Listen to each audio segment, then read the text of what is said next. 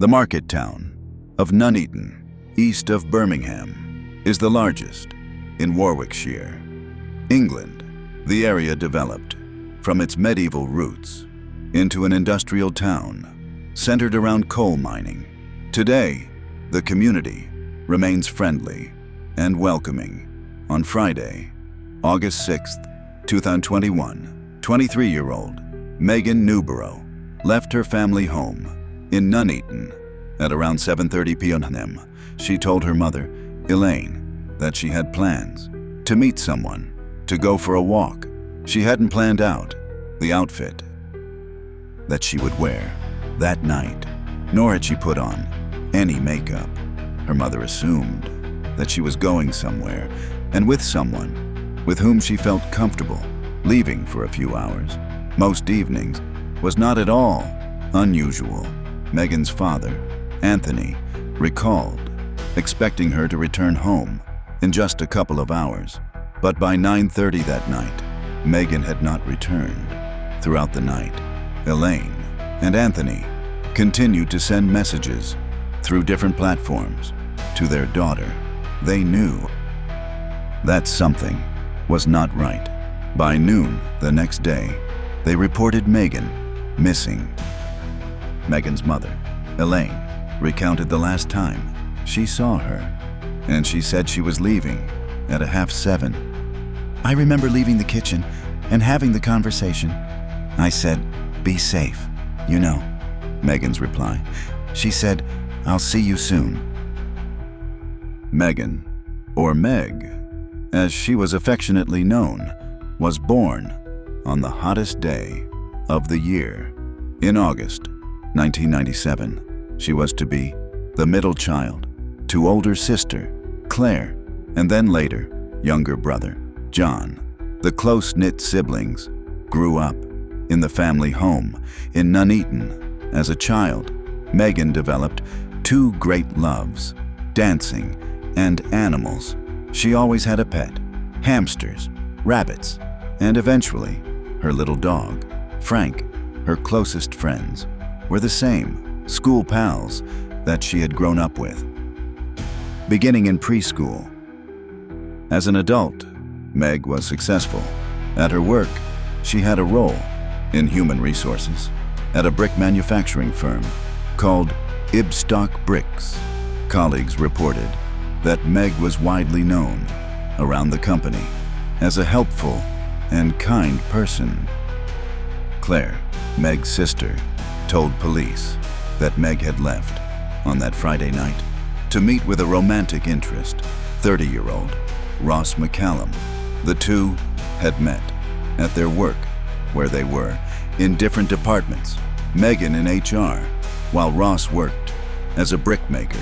Her sister, Claire, recalled that Meg had only nice things to say of Ross.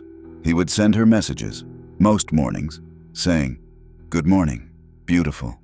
Claire admitted that she knew little about Ross McCallum beyond these tidbits that her sister had shared. The two had not been dating for very long, though they had known each other for a couple of years. On one point, the family was certain when Meg left the house that Friday night, she was in a happy mood. Warwickshire police were able to trace Megan's car, a white Citroën C3, using automatic number plate recognition. They found that a camera 30 miles away from her home had captured the vehicle at 9:50 p.m. the night before. Initially, the family was relieved that there was a sign of Megan out driving later in the night. Perhaps this was a sign that all was well, except they still had no response from her, and every call went unanswered. Seeking to retrace her steps, police went out to the home of Ross McCallum. The 30-year-old lived in Colville, a roughly 40-minute drive north from the Newborough family residence in Nuneaton. They spoke first with his parents. Ross was not in. He was in the neighboring town of Loughborough at a pub having a few drinks. A police officer called Ross. "Hi, is that Ross? Hi, this is Ross. Yeah. Hi, Ross. My name's Mia. I'm a police officer with Warwickshire Police. Hello. We've just come to your mom and dad's house. We're just looking for Megan. She's been reported missing. Have you seen her at all?" Ross responded. "She came on Friday. I've been trying to call her, though. She came on Friday for about an hour." "Yeah. Then she left, about 9-ish. Okay. I went to McDonald's." "Yeah. And then she couldn't call or text. When she got home," the officer clarified. "She never did. She never did. Okay." Ross had sent a series of messages since parting ways with her at 9 p.m. as he told Officer Mia, "You're amazing." The messages began, followed by 3 kiss emojis and a smiley face. Multiple complimentary and affectionate messages followed, as well as at least 3 voicemails. Just before 11 p.m., he wrote, "Did you get back? All right, baby. I'm guessing you've gone to bed or your phone has died, so I'll talk to you in the morning, and then we can go around yours." Ross had no reply. In the morning, he messaged again. "Morning, baby. I haven't heard back from you. A hint of concern. I hope I haven't done something wrong."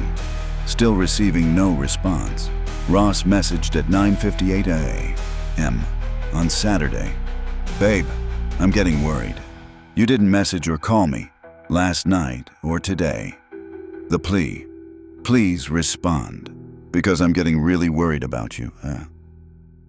The officer continued questioning Ross. "So you haven't seen her since yesterday, about, was it 9:30? You said 9 o'clock? Yeah, 9 o'clock. Okay. And where are you at the moment?" "I'm in Loughborough right now." "You're in Loughborough. Okay. What are you up to in Loughborough?"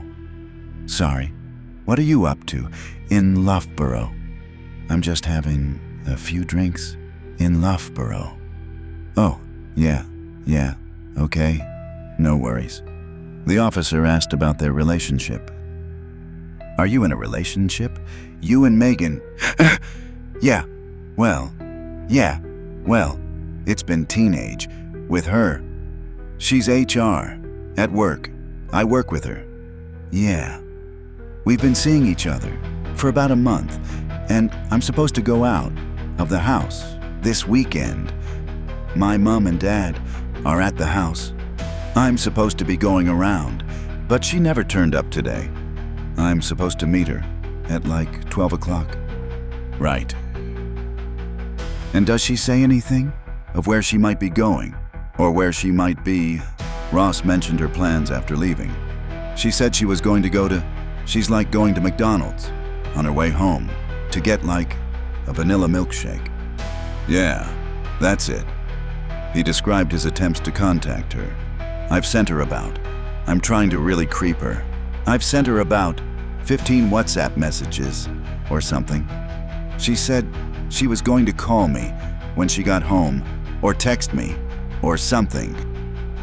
So I've sent her loads of WhatsApps and stuff. I've wrangled up loads." "Yeah, okay. Yeah, you're obviously worried about her." "Yeah." He spoke of her character. "No, she's honest. She's lovely. She doesn't work with us. She's HR. She's a really nice person. Yeah." The concern returned. "But I am really worried." The officer asked about his vehicle. "What vehicle? Do you drive?" "Ross, I don't drive." "You don't drive?" "No, I don't have to drive." "Oh, bless you. Okay, thank you. Okay." Ross ended the call with a chilling statement. "Considering the circumstances, I mean, I appreciate. I've probably ruined your night out now. by worrying you? No, honestly, I was worried anyway. I wasn't really on the top of my life, after all. No, I was really worried earlier. I probably would have died. Yeah, okay. It's not like her to do this. It's really, I don't know if this is supposed to be a family. It's not like her to do this. No, they're really worried about her as well. And, While Ross was out in Loughborough, Warwickshire police took a look around the house in Colville. What they found immediately alarmed them. In the living room, there were signs of disorder. Items had been knocked around. There was a wet stain, recently cleaned, on the floor. Ross had told his parents that he had spilled some coffee, but police were not so sure. In the hallway leading to the door, smears of a dark liquid were visible on the skirting boards. Police suspected it was blood. Could Megan have been attacked in the living room and dragged through the house and out the door? Signs certainly indicated that something far more nefarious than a coffee spill had taken place.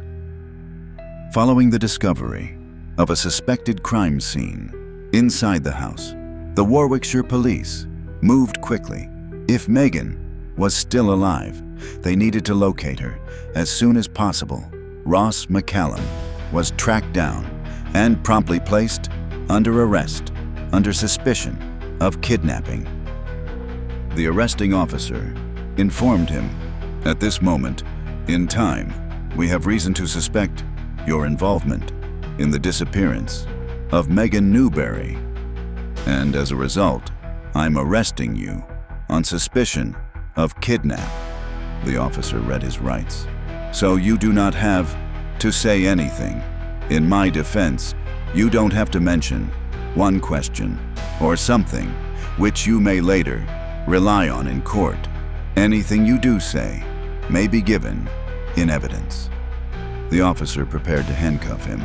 "I'm just going to put some handcuffs on you." "All right," Ross complied. "You can put these on first." "Yeah, that's fine. No worries." While Ross was placed in handcuffs, he was asked about Megan's whereabouts. His whispered reply came as a shock. "Ross, in relation to Megan, can you tell us where she is?" His first response was cryptic. "Tore down a police station." He repeated it. "Tore down a police station." The officer pressed gently. Can you tell us here, just quietly?" Ross gave a location. Woodhouse Eaves.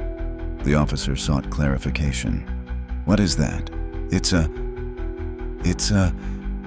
What is it, though?" "What kind of location is it?" Ross added a street name. "Charlie Road." "Whereabouts?" "In a lay-by." The officer sought the most crucial information. "Okay, is she alive?" A pause. "No." The officer's voice dropped. "Okay, all right. Do you want to come with us?" "Yeah." Police Constable Thomas Wright, a dog handler with Warwickshire Police, was tasked with searching Charlie Road in Colville, a country lane lined with an old stone wall, overgrown with greenery. It was well past midnight when he arrived, joined by officers from the Leicestershire Police, as well as a helicopter scanning the area. By spotlight, about 100 yards from the police cruiser, they saw a small piece of grass that looked like it had been trampled on between the road and the 4-foot stone wall. Thomas looked over and saw thick vegetation. On the other side, there was some bracken and brambles that had been disturbed. When he shined his flashlight into it, he spotted what looked like black trousers. An officer called out, "Here, here, here." Another added, "Hidden by all the leaves, up in here. It's definitely jogged down The ground, up there. Officers had found Megan, where Ross had stated she would be, off of a lay-by, an area where a car can pull over on Charlie Road. It was not far from the village of Woodhouse Eaves, near Loughborough. She was partially clothed. It appeared that her throat had been cut. An officer surveying the scene spoke quietly. "Just down this side. See her legs." Another officer responded. "Legs? Oh, crap." A third commented on her appearance. "Looks like she has a lot of talk on." The post-mortem on Megan showed that she had sustained 14 wounds on her neck. Her cause of death, however, had been strangulation. The cuts to her neck were post-mortem. Tragically, Megan had been just 4 days away from her 24th birthday. Police found Megan's car at about 2 a.m. on Sunday. There was blood matching hers on the passenger side of the vehicle, as well as on the exterior. Near to the car, there was a glove. Testing found that both her and Ross's DNA were on it.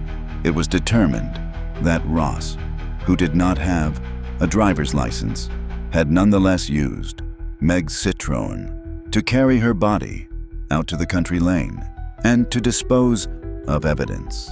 Megan's cell phone was also located in the thick undergrowth off of Hermitage Road, near the village of Whitwick, which is about a mile from Ross's home in Colville. The location was on the way to where Meg was found. In the month before her death, Meg exchanged over 500 messages with Ross McCallum. In these messages, Ross had expressed many of his insecurities, including his struggles with impotence. He had attributed his condition to the medication prescribed to him for ADHD. Nonetheless, as the young couple bonded, the nature of their text exchanges took on a sexual tone, and as time went on, language used by Ross turned progressively more aggressive. The two had met with the intention to be intimate at least once in the weeks before Meg's death. They had taken a walk together. Messages exchanged following this date suggested that things hadn't gone as Ross had planned, and nothing physical had taken place. The next time they planned to meet was at the house in Colville. GPS data for Megan's phone also helped to piece together a timeline. Investigators knew that the device arrived at its location at 9:04 p.m. Ross had failed to turn off the phone before throwing it from the car into a hedge by a public footpath. From Charlie Road, Ross made another stop and another mistake in his effort to cover up the murder. He was caught on CCTV at 9:51 on the grounds of the Loughborough College Fitness Center. He was captured in the middle of the corridor, pulling over and disposing of items. Camera footage captured him methodically disposing of various items of his, along with some of Megan's clothing, into a pair of bins. He also changed his clothes, placing the ones he had been wearing into a bin, along with the towel and linen he had used to clean up the blood, and presumably to carry Megan into the car. From the bins, investigators also pulled out Megan's glasses. They were later described as angrily bent back, as though crushed in someone's fist. Ross dumped the car and ordered a taxi to get home, arriving at about 10:45. Perhaps the most chilling detail of the attempt to cover up the murder was discovered when investigators aligned Ross's cell phone activity over the same period of time. When they did so, they discovered twisted attempts to cover his tracks with adoring messages sent to Meg even as he set out to leave her on the side of the road. Investigators believed that within 40 minutes of her arrival at the house, which would have been just past 8 p.m., he strangled her, finding a knife. In the kitchen, he cut her throat, evidently to ensure that she had passed away, though he did so numerous times and aggressively. He left his first message on Meg's phone shortly after leaving the house, with her in the car minutes after taking Megan's body and lifting it over the 4-foot ancient wall into a massive bracken. Entangled with overgrown brambles, Ross messaged, "You are amazing," followed by, "Did you get home okay, baby?" Back home at just after 11 p.m., Google searches on his device revealed a query for how to tell a girl you love her. 9 minutes later, the following voicemail was left for Megan at 11:27 p.m. on Friday, the 6th of August. A recording of the voicemail played. "Hello, babe, it's Ross." His voice sounded strained. "I'm just worried about you. I haven't rang back. Yeah, I'm just worried. That's all." A forced cheerfulness. "I had a fun time earlier. Yeah, anyway, I'll see you tomorrow. Love you." A pause, then a chilling addition. "Oh, I didn't tell you that." Ross's Google searches, after leaving the voicemail, provided the first glimpse into his mindset. In the hours after the murder, he began searching for serial killers. Multiple queries were performed relating to Levi Belfield, a notorious English killer and predator known as one of the most dangerous the country has ever seen. Following these searches, Ross appeared to have drifted off to sleep. His activity picked back up at 6:30 the next morning, when he again proceeded to look up information on killers as well as pornography. Then he messaged Megan's phone. "Morning, baby." Ross McCallum, in the custody of police, admitted to committing manslaughter, having confessed promptly to taking Megan's life. He denied, however, that the act met the conditions for a more severe murder charge. The Crown disagreed and pushed him to trial. In October 2022, the case was heard at the Leicester Crown Court. Crown prosecutor John Kameke theorized that Ross attacked Megan in a blind rage after he found himself unable to perform. Physically, he had been humiliated. Kame pointed to the previous encounter that the couple had shared. Out on a walk, messages indicated that they planned to become intimate, but Ross had been unable. Megan had been supportive and understanding. Following this incident, Ross placed an order online for tadalafil pills meant to treat erectile dysfunction. Excitedly, he then invited Meg over to his house, where his parents would be away for the evening. When his attempts that night also failed, he erupted in a blind rage. Kame argued he strangled and then cut Megan. Ross McCallum presented a different and more elaborate story. The defense began by calling witnesses who told the jury that Ross had confided in them about abuse that he had experienced as a child. The most shocking of these revelations was his assertion that one of his abusers had been the most notorious convict in the area's recent history. The man's name was Stephen Beedman. He had been sentenced to 35 years in prison beginning in 2015 for the horrific murder of Kaylee Haywood, a case that rocked the country. News reports from the time played. The search for Kaylee Haywood was today widened to include a field outside the Leicestershire village of Belton. Police have discovered her mobile phone and items of clothing thought to belong to her. The gravity of the situation. The 15-year-old schoolgirl has now been missing for 5 days, and police fear she may have been murdered.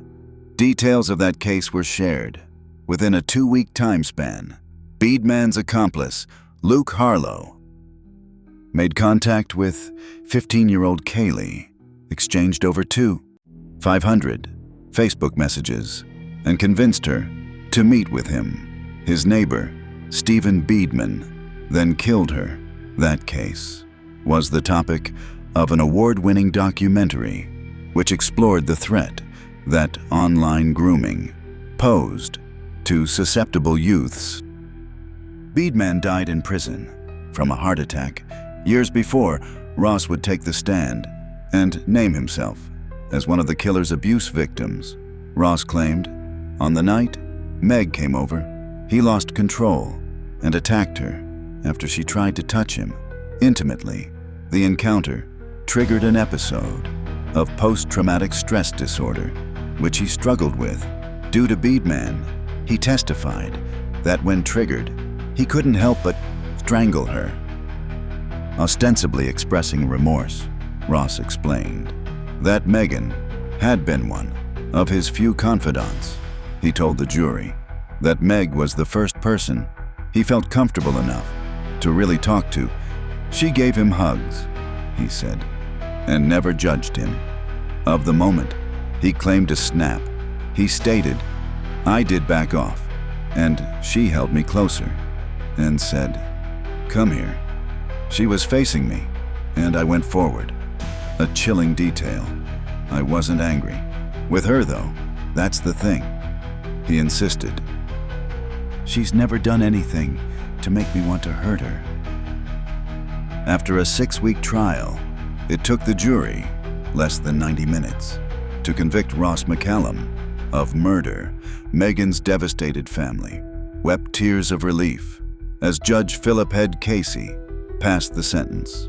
He was to serve life in prison with a minimum of 23 years before he can be considered for release on license. Megan's family issued a statement read by her sister, Claire. "We're a very close family, which Megan was the glue that held us together. Our lives have been torn apart through this loss. The difficulty of the trial. I know how difficult it's been for my parents and sister to sit at court every day, listening to the web of lies spun by someone Megan not only knew, but whom she trusted, someone who clearly had no love for her at all. The lasting impact. We're the ones now, serving a life sentence. A poignant truth. No amount of time in prison can bring Megan back. A determination to persevere. We have to carry on with our lives as best as we can, but Megan will never leave our thoughts." Claire spoke of Megan's future plans. She was about to buy her first home and was excited for everything she had coming up. She was so eager to start the rest of her life. Anthony Newborough, Megan's father, later told the media that his daughter saw the best in other people. Hence, he explained, she got involved with the man that took her life. She thought she could help him. A tragic sacrifice. Megan lost her life trying to help somebody. When Megan Newborough was younger, she made a list of all the things she wanted to accomplish in her life. One of her dreams was to train for and run a marathon. That November, a gathering of 50 family members and friends joined a 5-kilometer park run in support of Megan and the White Ribbon Charity. The nonprofit aims to end violence against women and girls. They raised over £3,000 And with so many supporters running the 5K, together they met their goal of running a cumulative marathon, just as Meg had dreamt of doing. Donations at her funeral raised funds for the dog's trust. In her name, the family has since established the Megan Newborough Foundation, which aims to continue to support the many passions and causes that were close to Meg's heart.